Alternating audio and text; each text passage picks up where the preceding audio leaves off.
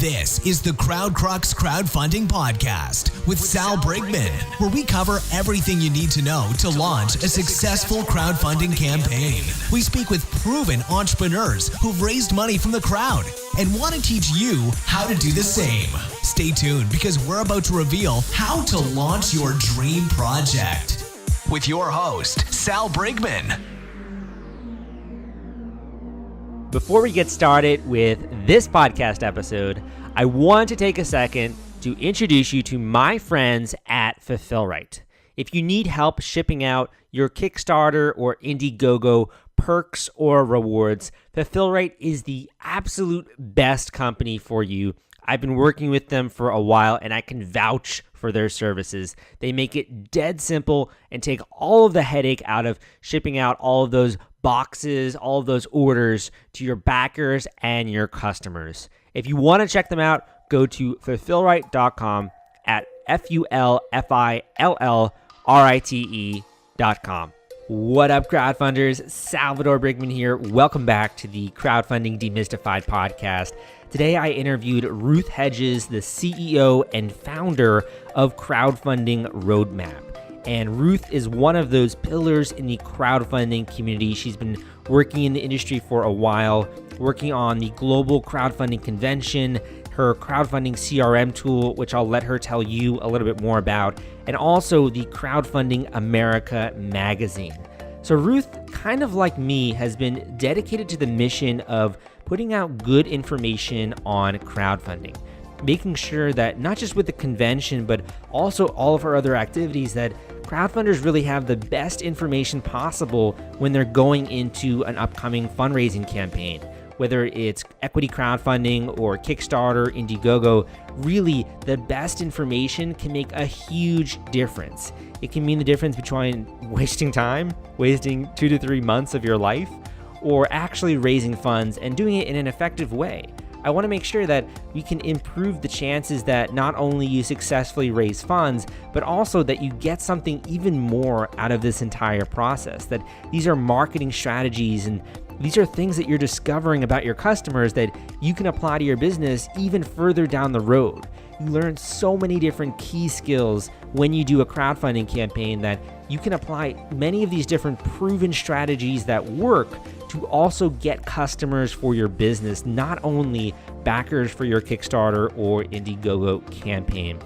So I think you're going to enjoy this episode of the podcast. If you haven't already, go and browse through the archive. Tons of great interviews, tons of information out there if you are a beginner to this industry.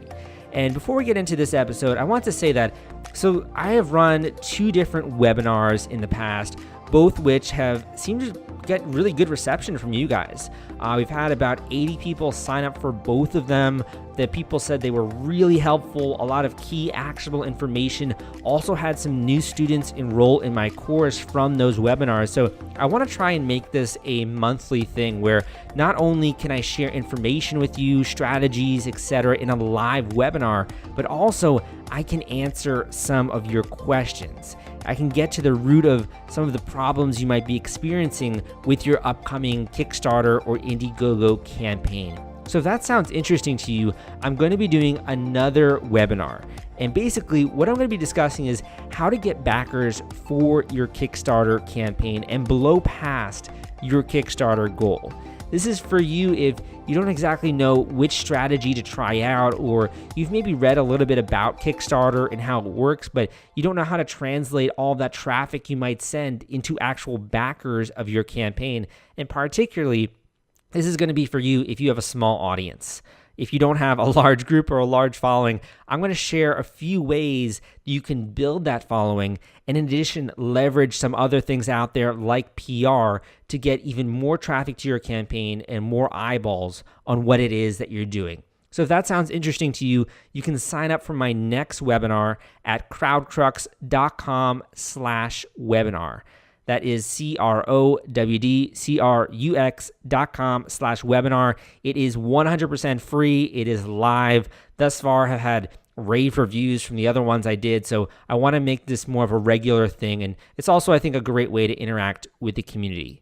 Without further ado, let's get to today's. today's podcast episode. Ruth, welcome to the podcast. So glad we finally got to have this conversation. I've been watching you from afar for a number of years, all of the amazing work you've been doing, not only with the crowdfunding CRM you developed, putting on the Global Crowdfunding Conference, all of these different initiatives you have going, the Crowdfunding America magazine. I'm glad we finally got to talk, and welcome. Thank you so much. It's been wonderful following you too, and you and I are some of the OGs of the crowdfunding industry. Around like 2012, that's when you got involved, right? No, actually, I was involved back in the height of the recession at the beginning of 2010. Okay. Yeah, I got together with Sherwood Neese, Jason, and Zach, Jason Best, and we started to take this thing called the Startup Exemption, which was a draft of what eventually became Title III 4A6. And we built this group of people who eventually helped us go to Congress and get it passed. We spent 17 months walking the halls of Congress and getting signatures and making lots of phone calls. And on April 5th, 2012, President Obama signed it into law. And I realized that it wasn't the version we had originally had hoped for and designed and wrote. And so it was going to require a lot of education.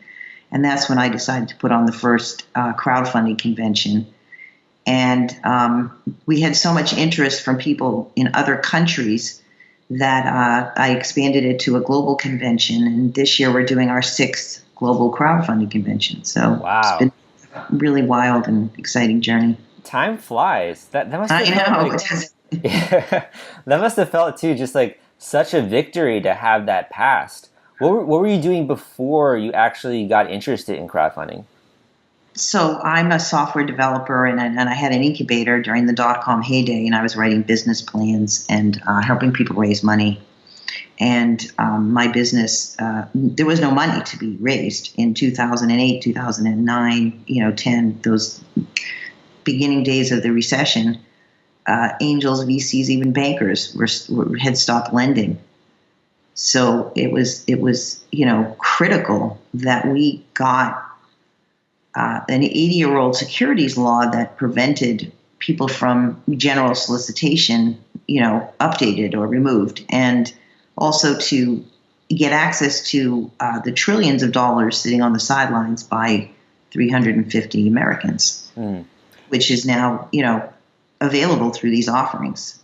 Going from software development to politics and then to education, wow, honestly, I have trouble looking at one discipline, mastering that, and then looking at something else. Like I can be really good at marketing, but software development for me doesn't come as naturally. Is that something? What do you think is the commonality between those? Well, I am a very creative person, and I'm always thinking how to take something. So I had this idea that business plans were really old, outdated, and antiquated, and should work more like TurboTax, where you just fill in, multiple choice drop-down menus and things like that. And so I started to create. I found somebody to help me. I wasn't the programmer. I was just the, developer of the whole thing, and we built a product to do that. That was the beginning of what eventually became the crowdfunding roadmap, which was the first start of this whole thing. Okay. And I understand then you sort of extended that also to this CRM tool that you've built, those skills. Yeah. Well, the CRM tool is actually a piece of technology that was built by my son. So I'm not just an entrepreneur. I actually give birth to entrepreneurs. And he started his first business when he was 16, and he started creating banner ads for Microsoft. Wow! So he's been just a complete amazement to watch him also grow his business. And he built this technology and has 2 patents for the marketing automation and the social media aspect of the crowdfunding CRM. So I took his technology and merged it with my planning tool for crowdfunding, and we came up with a new product called Crowdfunding CRM. And if you go to crowdfundingcrm.com/diversity, you'll see a separate sort of entrance page for a project we're doing with Microsoft and Walmart and other companies in the world of supplier diversity. So we're trying to we're trying to get more women, minority, veteran, and LGBT business owners to know about crowdfunding and be prepared to use it as part of the supply diversity industry with these big corporations. And it's a big challenge for them. A lot of people who listen to this podcast are right now in the middle of a crowdfunding campaign, or they're in the preparation stages. So what can they actually use this CRM tool for, and why is it something that they even need to consider? So there is a extremely high failure rate in crowdfunding. There is a myth or very big misunderstanding that crowdfunding somehow is, you can just build it and put up a video and, a couple of paragraphs and maybe one little graphic image and send out a quick email to everybody and that's it. You just sort of set it, forget it, or build it and they will come. And it's really much, much more complicated than that. It requires a real deep, detailed plan and then an execution of that plan. So just, and it also requires a team. There's a 70% increase in the amount of money you raise with 4 or more people working on the campaign. So, we've put together all the moving parts. Even on the manufacturing side, we take people through a list of the steps they need to do to manufacture a product, and then have them build a little checklist in the correct order of how they would actually manufacture the product. Build the mold, how they're gonna, who their source contractors are. All those kind of facts are all determined in our planning tool long before they ever take a single dollar from anyone. And we know this is really important because of all of the problems these companies have when they go to raise, say, $150,000 and they wake up with $10 million. And then they realize, oh my God, we didn't have a plan for this, And or even if they raised $50,000 and they realized they needed $150,000 to actually deliver the product because they didn't have a correct budget or they didn't have this manufacturing plan figured out yet. What's so sad about that too is it puts a really bad name on crowdfunding when people can't deliver on their rewards. Because like you mentioned, the fact that they surpass their goal wildly, they don't anticipate that level of demand, and then they're not able to meet the obligations. Or on the other side, they just really underestimated how much it costs to get a product made and shipped out and all that kind of stuff, and they aren't able to finish fulfilling their rewards. It puts a really bad name on crowdfunding. Absolutely. And more importantly, it puts a bad name. Like, why go to all this effort if you're not going to, then you're going to ruin your whole company after, you know what I mean? You destroyed your brand and you got, all these people all over social media talking shit about you, Yeah. Like, why would you want to do that? That doesn't make no sense when you can actually do it correctly. Just put the time, put some elbow grease into actually preparing, Yeah, totally. Strategic plan for this thing, Of all of these different websites and projects that you have going, what would you say has been the most rewarding to you or that you're most proud of? I'm sorry, say that again. What is my what? Of all of these different websites and projects that you have going, what would you say has been the most rewarding for you or that you've been the most proud of? Well, obviously I'm very proud of the fact that I helped get a bill passed through Congress. It's a legacy that I will leave my children and the entire industry. So that's a huge, a huge thing that I was involved in. The convention has really been something that I'm very proud of as well, because we've had people from 22 countries attend. The Spanish embassy bought 12 tickets because they have a high unemployment rate in Spain, and they wanted to send business people to come and learn how to do this so they could bring it back to their country. people have come. There's two women. They were running the Wyoming. She was the state director for SBDC in Wyoming, and they came in 2012 and decided they were so blown away by what they heard that they quit their job and they opened up the local crowd. And today they have like 15 white label versions of their platform in rural America, in places, in the Appalachian, places where they desperately need access to capital. So, Kendall Elmarico, who's one of the, big lawyers in the space, very prominent crowdfunding lawyer, learned about crowdfunding at my convention and would never have even entered the industry if it wasn't for him attending the first convention in 2012. So, the list just goes on. There's like a lot of people who are inspired and who then were successful using crowdfunding or entering the industry because of their attendance at my convention. And at these conventions, are you talking about the trends that are happening within the industry? Are you educating people as to how to market a campaign or how to make their prototype? What kind of topics do you cover? So, we've covered everything. We cover regulation crowdfunding, all of them, Reg A+, Title III, real estate crowdfunding, which is Reg C. We cover donation-based crowdfunding. We've had AARP, we've had Kiva, a bunch of nonprofit organizations. We've had Indiegogo, Slava Ruben. Obviously, he covers everything, then we have obviously reward-based crowdfunding, and we go into all of this stuff. We had master classes, intensives, like 3 hours straight of marketing. We open up the screen and put, all of the different platforms. We open up Twitter and Facebook and LinkedIn and Instagram, and we actually go in and show people how to use a lot of this technology, the best way to use it. Hootsuite, anything that over the years that we've covered all these things as they develop and become important technology for crowdfunding. We've introduced a lot of these things to people. So we're not just talking high level, I don't want to be like a blog post at a convention. I don't want people to just, come to the convention and hear things they could read about on a blog. They don't need to come all the way to Vegas to do that. I really want them to be immersed in this.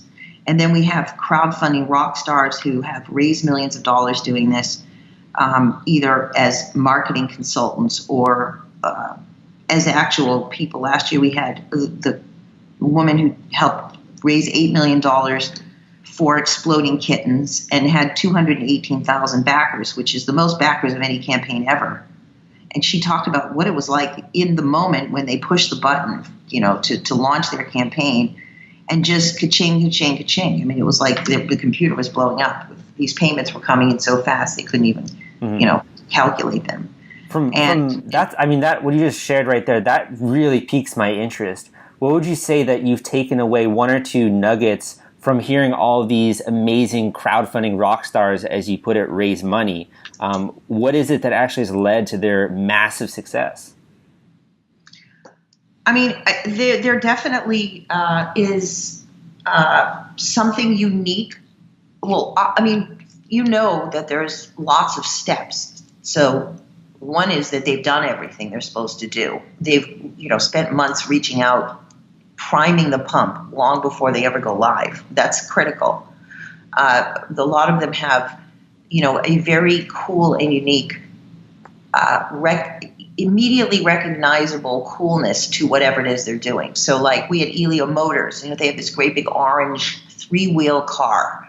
The minute you look at the car, you're like, what the hell is that? You know what I mean? It's not even like you have to read anything. You just are so transfixed by this image. So the graphics are critical. We're supposed to have the Bobak jacket, and he had a travel issue at the last minute, but I talked to those people, and they also, they did like 2 crowdfunding campaigns and raised $11 million. And it's sort of the Swiss Army knife of jackets. It's so cool. You look at this jacket and you can refrigerate a can of beer in the pocket while you're charging your cell phone in another pocket, and you can blow up a pillow in your back of your neck while you're flying on an airplane. That's pretty sweet, yeah. Yeah, so there's definitely, I think, a lot of these ones that blow up have a very recognizable instant sense of, this is amazing. Like, I got to continue to read this, or I got to click on this banner ad to get to their campaign because I got to see what this is all about. You know what I mean? Exactly. For these larger campaigns, I do think what you said is really spot on, and they're also in some ways outliers. For these campaigns that are raising, say, 6 figures, do you think there's a formula here? Not the $1 million campaigns. I mean, raising, $100,000 or even $200,000. Is there any kind of formula here, or is it pretty much just you need that amazement factor? No, I mean, I think the biggest thing people don't get about crowdfunding is... I had to interrupt this podcast episode because I want to introduce you to my friends at The Gadget Flow. Their product discovery platform reaches 22 million people per month. They've helped more than 5,000 crowdfunding campaigns thus far, and they have a social media following of more than 700,000 followers. If you want to gain access to their marketplace and list your own product, you can go to thegadgetflow.com/submit and list your project today. If you can't convince people that you already know that and they don't want to give you any money, you're not going to convince complete strangers. And that's why that 25%, 30% of the entire offering needs to be put into the campaign in the first 24 hours for a campaign to be successful. It's an absolute deal breaker if it doesn't happen. You know what I mean? When people start a campaign and there's not a single dollar, and a week later there's still not a single dollar, and then they start panicking and they contact me or you or somebody and say, hey, can you help me out? And you look and you think to yourself, if you were a complete stranger and I sent out a tweet, let's say I sent out a tweet, I have 80,000 Twitter followers I have 5 different accounts. If I were to send out a tweet on their behalf and they were to go to that, and my people were to go to that campaign and see not a single dollar, the first thing they're going to think is, doesn't this person, this group that's crowdfunding, don't they have a mother, a father, a sister, a brother? They don't have a single person in their entire universe that cares enough about what they're doing to give them $20. Well, if they don't, then why should I? I don't know these people from a hole in the wall. You know what I mean? Exactly, yeah. And that to me is probably the biggest mistake people make. Over and over and over again is this idea that zero is a good marketing image. It's probably the worst piece of a thing you can have seen on a crowdfunding campaign is zero. Zero backers, zero money. So you need to start your campaign with some money right out of the gate and some backers to create the impression that this is something that will create a groundswell and other people yet are interested. So maybe you should take a look at it, When you and I first got started, there was, I think, a limit in some ways to Kickstarter's functionality, but they've really added a lot of different things. Indiegogo also, whether that's the in-demand program for Indiegogo, with Kickstarter Live, that's a newer functionality, and even new marketing techniques like Facebook ads. That wasn't something that people were doing back in the day as much. Looking at some of these new functionalities, taking, for example, Kickstarter Live, have you seen people use these effectively? Well, I mean, there's no question that, advertising on Facebook is definitely huge. I mean, we had some guys from 2 marketing companies, and they had each raised over $100 million in 2 years for their clients.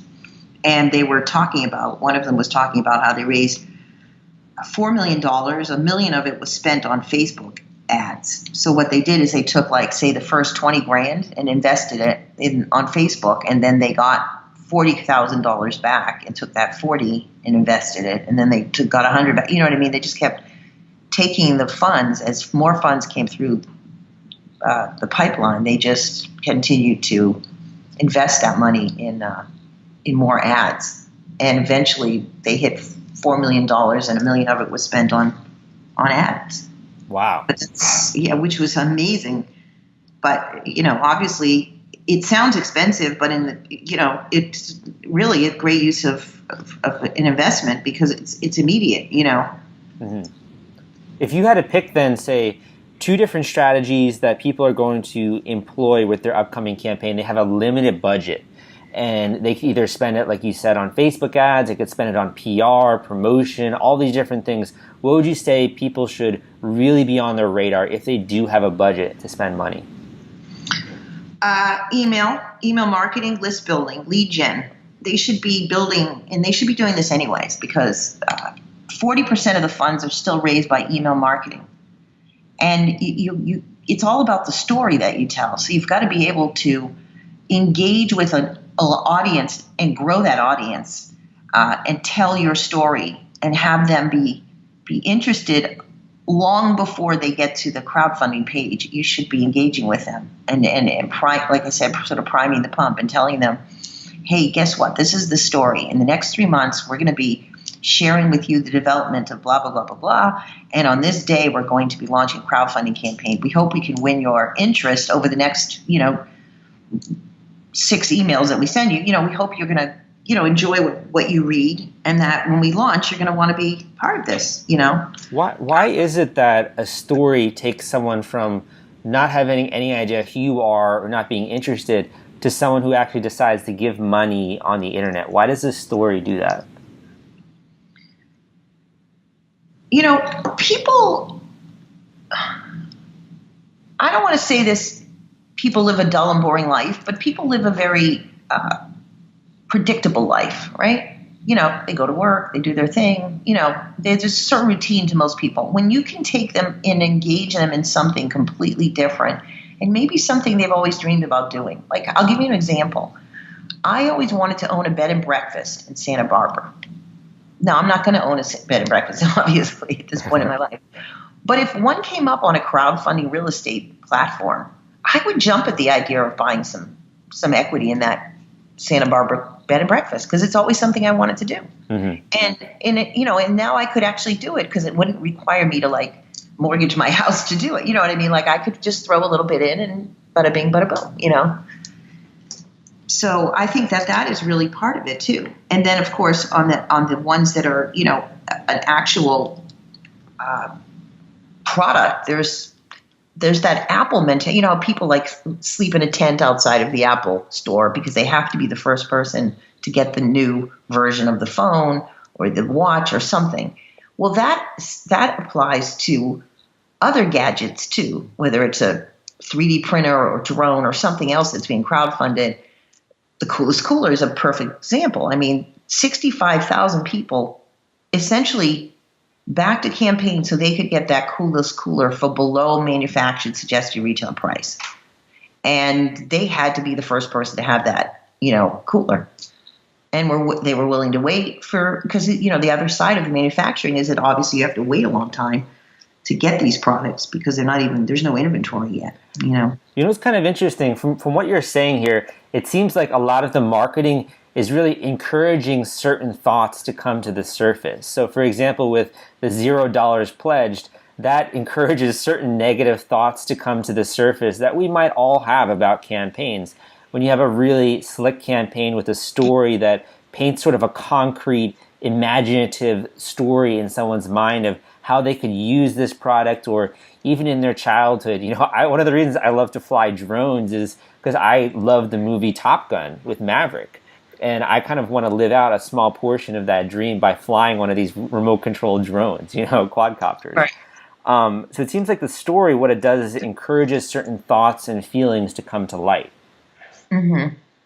Yeah, no, definitely. It is very creative and exciting. And, I think there's a lot of things out there that would never, there's no fact, it's an absolute fact that there are things out there that would not exist if it wasn't for crowdfunding. I'll give you an example. We had the CEO of Artist Share, which is actually the precursor to a platform that was built before Kickstarter or Indiegogo or GoFundMe in 2003.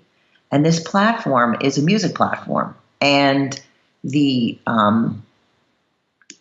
platform, there has been 29 musicians have crowdfunded their music and been nominated for Grammy Awards, and 10 of them have won Grammys for crowdfunded music. That's insane.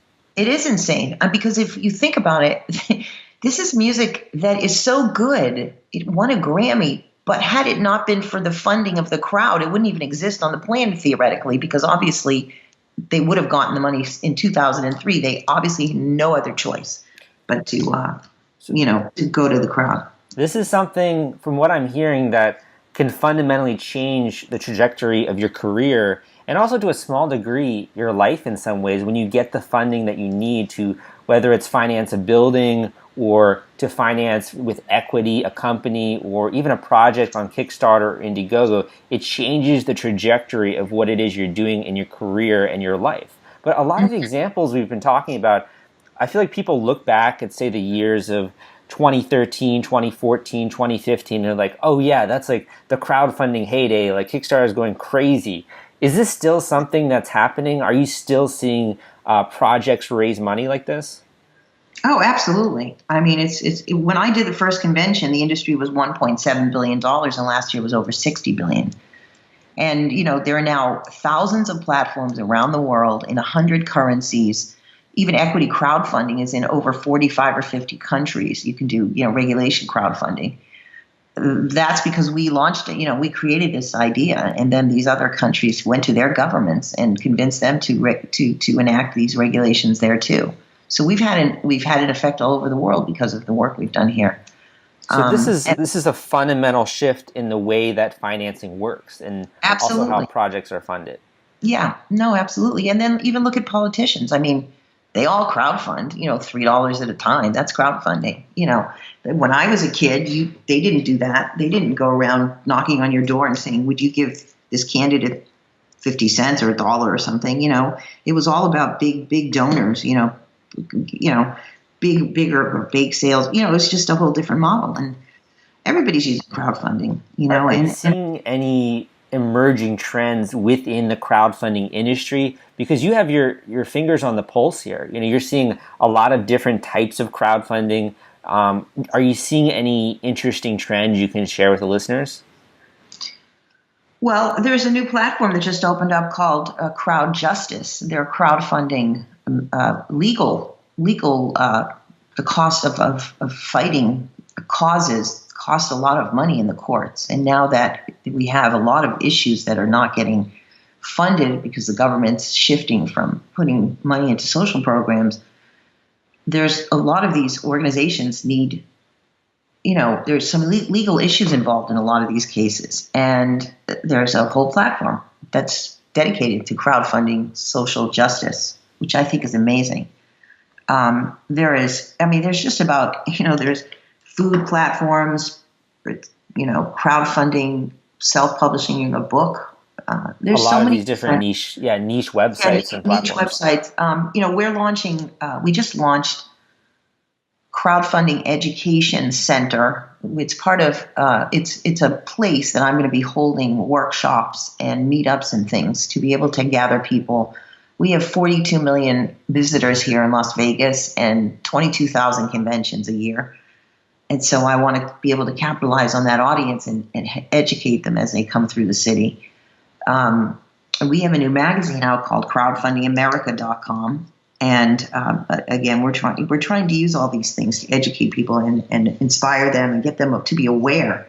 And one of the things that's been a big problem for crowdfunding is there's been no marketing at all. I mean, literally no marketing for the brand crowdfunding. There's been marketing for everybody's individual company, but not marketing for crowdfunding as a brand. If you look at social media marketing, there's a whole social media marketing, industry out there. And the word social media marketing is immediately recognizable as a industry that is associated with Facebook and Twitter and Pinterest. Those are the platforms that are part of social media marketing. But when you say crowdfunding, nobody knows what you're talking about. They may have heard of GoFundMe, but they don't even know that's crowdfunding. They just know that as GoFundMe. I think one of the really difficult, I mean, also GoFundMe does own crowdfunding.com. It's kind of hilarious. Right, which is funny, I know. One of the things I think that a lot of times we see in the industry is people will go in, they'll try a campaign, maybe they raise money, maybe they don't, but they usually tend to see crowdfunding as one step in their journey and something they're not going to revisit. What I've noticed is, and even people I've had on this podcast, running multiple successful crowdfunding campaigns. And rather viewing it as a one-on-one transaction, it's actually a multi-tiered complex transaction that happens over many, many years. A great example of that, having a podcast come out soon, this woman ran 7 successful crowdfunding campaigns on Kickstarter. Do you think we're going to see that trend more where crowdfunding is something that we sort of revisit again and again in the future, or is it still going to be a one-off thing? I'm speaking to the crowdfunders in the audience who have already launched a Kickstarter campaign or have actually even successfully run a campaign. And the reason is, I think you will understand this pain point most. And that is, when you finally do raise money on Kickstarter or Indiegogo, the hardest part is not collecting the cash. The hardest part is shipping out all of those perks and rewards to your backers. It is a nightmare, my friends. It's a lot of spreadsheets, it's a lot of headache, and it's a lot of stress. That's why I recommend BackerKit. If you have not heard of BackerKit, they help you collect surveys, they help you collect data, and the entire fulfillment process is just so much easier and so many less spreadsheets when you use their software. You can check them out at backerkit.com and use CrowdCrux for a special discount. No, I mean, I believe that crowdfunding should be part of our DNA. I think that everyone should know how to do this. I also think that people should be wired to take a piece of their Christmas bonus or whenever they get some extra discretionary money, which happens a lot in this country. They should back a campaign or invest in or donate with some of that money. And I'll give you an example. We crossed $1 trillion for the first time this past Christmas in the history of this country for one holiday.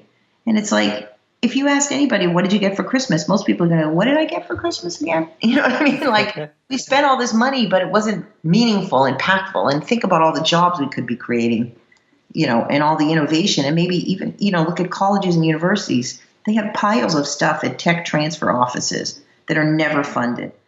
And the alumni of those schools could be crowdfunding all that stuff and put these kids to work. When they graduate, they could be starting businesses and changing the world, you know?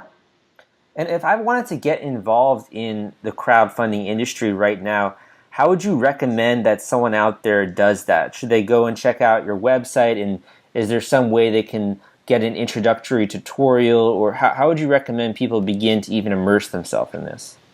You mean to use crowdfunding or Yes. to in the industry?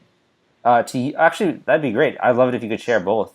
So the industry and use it. You can go to Crowdfunding CRM, and you can take a free trial. And this will show you. We've got everything, glossary, tutorial. There's all kinds of stuff in there about the industry, what it is, and then how to actually put together a campaign. Or you can go to Crowdfunding CRM, and there's an affiliate program, and you can join the affiliate program, and you can actually start to help build the industry and make some money doing it. Nice. I have 2 more questions for you. The first being, when you first started, I imagine you've done so many different things. It's probably pushed your skill set. It's made you grow, I imagine, among or beyond your initial vision. How would you say that you've grown personally since getting involved in this industry? Oh, I mean, just in so many ways. I mean, first of all, I'm extremely confident in presenting, speaking, things like that in a way that I don't think I was. I mean, I was never a shy person, but I really understand this material so well that I can just riff like this podcast. You know what I mean? I don't make notes I don't have any reference material. I almost have like a computer chip in my head about all this stuff because I'm immersed in it all the time. I'm constantly reading stuff. I'm constantly keeping myself, current about what's going on in the industry. And so that's been an interesting change, and then I've just honed my networking skills, my sales skills, a lot of things I've been able to improve on by being involved in this industry. These are a lot of things too, where when you do your very first campaign, you have to get better at presenting, whether it's in front of a camera or even presenting your pitch. And it actually kind of forces you, I think, in a really short time span to get really good at marketing and to get really good at presenting yourself. Yeah, and I think marketing should be part of we don't require people to get a license to start a business, even though there's a huge high failure rate in every startup or in the world of startup, period. No matter where you get funded, it doesn't matter. And we should have them go through a permit, kind of, you study a book, you have to get a permit to start a company. And part of that should be learning how to market, because interesting. It's the only thing you're going to do for the rest of your life. Once you build a company, you get everything set up, it's all about sales and marketing, Yeah. I would actually push back on that just a little bit, because for me, I know that if I would have to go through that, I would totally fail that class, because I did horrible in school. It was not for me. But a lot of my lessons have come from messing up, quite frankly, and having to learn from that. So maybe a hand-in-hand kind of deal where you're both in the trenches, working, learning, messing up, and learning from those mistakes. But also there's that support resource for when you need it, of people who are more experienced, kind of like the program that you're putting together there. Yeah, but I would also say that, if you messed up, if you looked at this test, let's say, and you flunked it miserably, then you should go back and learn these things and then go back and take the test again. It doesn't mean you couldn't start your company. It just means, I don't think it's responsible for people to take millions of dollars from investors. Any kind, VCs. Do you know VCs lose money on 8 out of every 10 investments they make? Yeah, wow. They just make a ton of money on the other 2, offset the losses. But average people that are crowdfunding investing don't have that. They're not professional investors, and they're clearly not doing that strategy yet.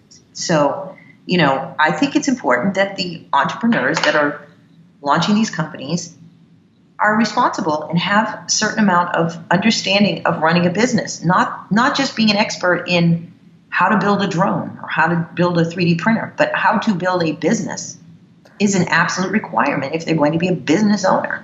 That's so interesting that you say that, because I think we sort of do have 2 types of businesses. We definitely have the more established, like an e-commerce store business. Then we also have these really young people, like say Mark Zuckerberg, who are going out there and building an amazing product, but don't have any idea how to build a business. And they really just kind of go out there and make a lot of different mistakes, as we saw from his life, and eventually try and cobble together the business. And it ends up working as they mature. But I do think it's something that's realistic to be aware of, and something probably that's our job to educate investors going forward, that not everyone out there is going to have these skill sets. They might be a great engineer. It doesn't mean they know the business side always. Exactly. And then they should partner with somebody who does, one way or another. They can't launch a business, take money from people, and not know how to run a business, and then just run the whole thing into the ground. That's not helping them either. I mean, it's like everything. Why would you go into surgery with a doctor that, doesn't know how to do surgery? Yeah. Definitely. I totally understand that. Well, thank you so much for coming on the podcast. The last question I have for you here is, if you could speak directly to the listeners and either share with them a final crowdfunding tip or a word of encouragement, or anything you'd like to pass on to those out there who are struggling to raise money for their creative or their entrepreneurial projects, I would love it if you could just take a second to share that. Sure. I just think people should, live to their own potential, and, sort of make every day an expression of what's best in them, and be absolutely committed 100% to that. And then obviously, if they're going to go out and raise money, be prepared to do it right for themselves, so they'll be, really successful doing it, and also help create jobs and continue to build the American dream for themselves and for all of us. And build a life you love, right? Yeah. Yeah, exactly. And have fun doing it. This has been an incredibly fun experience for me. I mean, that's one thing I'm extremely grateful for, blessed for the opportunity to be immersed in this new industry and be one of the leaders and pioneers of it, because it's been a fun ride. I've not regretted one moment I've been involved in all of this. Thanks so much for coming on the show. Got to have you back to share more great crowdfunding tips, and I'll see you next time. Thank you so much for having me. Take care. Thank you for listening to this episode of the Crowdfunding Demystified podcast. Again, my name is Salvador Brigman, and I hope you enjoyed my conversation with Ruth and everything she had to say about crowdfunding, raising money online, and some of the tools out there that you can take advantage of to make this process easier. Now, when I first started this podcast, I honestly didn't think that anyone was going to listen to it, and here's why. With all of my experience online, up until that point, I found that people were biased towards short-form content. They wanted a 2-minute long, 3-minute long YouTube video, or they wanted a really short blog post that they could just skim. And I couldn't be more wrong. The community that has emerged around this podcast is just astounding. I think that when you do have 40 minutes, 30 minutes to really dig deep into a topic, that people appreciate it. And I do work really hard to make sure that all of these episodes are super relevant to you, that you're not wasting any of your time, you're getting actionable strategies and tips out of them.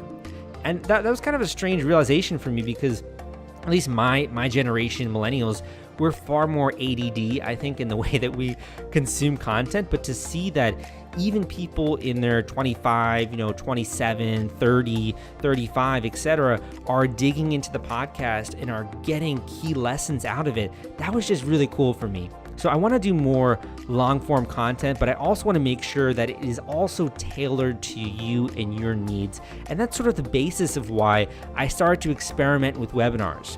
So the first one I put on, it was about 80 people who signed up. It was a good maybe 50-minute long presentation. I also took many breaks to answer questions, and people really seemed to like it. And the majority of people stuck around until the end, because I made sure that every single thing I was sharing was going to be applicable to their campaign. And I sort of replicated that model. I improved on it, and I did that for the second webinar. And people also loved that webinar. I had people enroll in my course. It really gave me a sort of an opportunity or a venue to also answer questions directly. I only have so much time in the day. I'm doing a lot of different things, have a lot of different projects.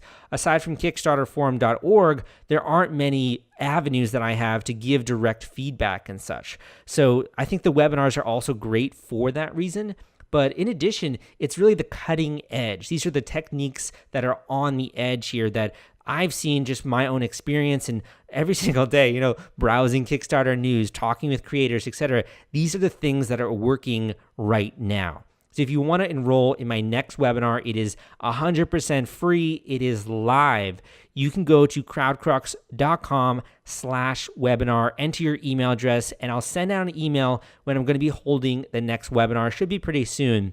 But I'm going to be doing these, I think, monthly, and sort of gauging the feedback, etc., making sure that this process is even better for you guys, because I do think this is sort of the holy grail when it comes to education in this space. I think you're going to get a ton out of my next webinar, and I'm also going to be sharing some new tips and new techniques that I haven't talked about previously. Hope you enjoyed this episode of the podcast, and I will see you next time.